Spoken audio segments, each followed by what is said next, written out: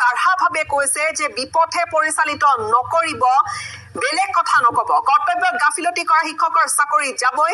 একাংশ শিক্ষকে চাকৰি নকৰে, একাংশ শিক্ষক স্কুললৈ নাযায়। ষ্টেট পোল আৰু ঠিকাভিত্তিক শিক্ষকৰ পাৰদৰ্শিতা মূল্যায়ন এপক লৈ অসন্তুষ্টি প্ৰকাশ কৰিছিল একাংশই। অসন্তুষ্টি প্ৰকাশ কৰে মাজুলীৰ শিক্ষকক স্পষ্টকৈ ধমক দিছে শিক্ষামন্ত্ৰী ডাক্তৰ ৰনোজ পেগুৱে।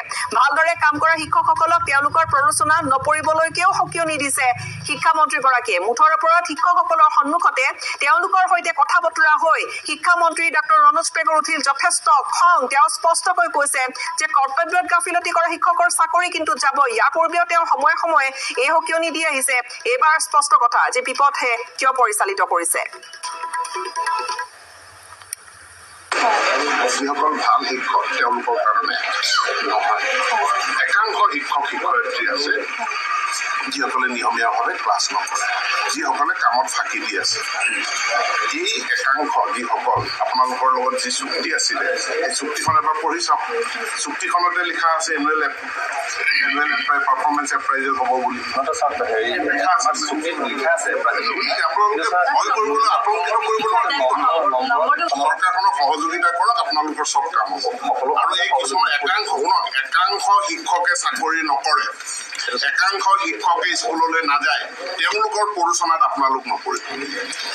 মোৰ টাৰ্গেট আপোনালোক নহয়, মোৰ টাৰ্গেট তেওঁলোক যিসকলে ভাল কাম কৰি আছে, নিয়মীয়াভাৱে তেওঁলোকে শিক্ষাদান কৰি আছে। 19-20 থাকিবই, কোনোবাই ভালকে কৰিছে, কোনোবাই কৰিব পৰা নাই, সেইবিলাক মই ইমান নাচাওঁ। যিসকল বিদ্যালয়লৈ নোযোৱাকৈ দৰমহা লৈ আছে তেওঁলোকৰ কাৰণে এনুৱেল পাৰফৰ্মেঞ্চ তেওঁলোকৰ উচতনিত আপোনালোক নপৰিব। কোনো তথাপিতো নাই, একো চিন্তা নকৰিব। যদি আপুনি ৰেগুলাৰ স্কুল গৈ আছে একো চিন্তা নকৰিব মূল্যায়নক লৈ। যদি আপোনালোকে শিক্ষাদান কৰি আছে তেতিয়াহ'লে চিন্তিত নকৰিব, চিন্তিত নহ'ব।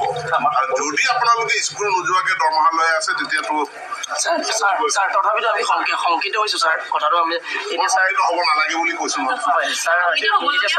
আপোনালোকে যদি ৰেগুলাৰ ডিউটি কৰি আছে শংকিত হোৱাৰ কোনো কাৰণ নাই। ছাৰ আমাৰ কণ্টেক্সুৱেল শিক্ষকসকলৰ ছাৰ ডেট বেনিফিট নাই। আমাৰ এতিয়া সহকৰ্মী কেইবাজনো বেনিফিট নাই। কোনে ক'লে? মিছা কথাবিলাক কিয় কয়?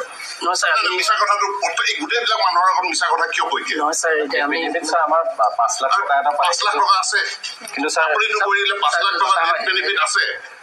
আপুনি কিয় মিছা কথা কৈছে? ছাৰ 5 লাখ মানুহক কিয় বিভ্ৰান্ত কৰে? 5 লাখ টকা এটা পৰিয়াল ছাৰ কেনেকে চলিব? এইটো বেলেগ কথা। 5 লাখ টকা আপুনি চিধাই কৈছে যে ডেট বেনিফিট নাই, কিয় মিছা কথা কয়?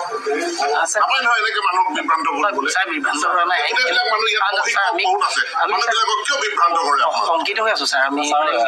মই এনেকুৱা মিছা কথা কোৱা মানুহৰ লগত কথাই নাপাওঁ।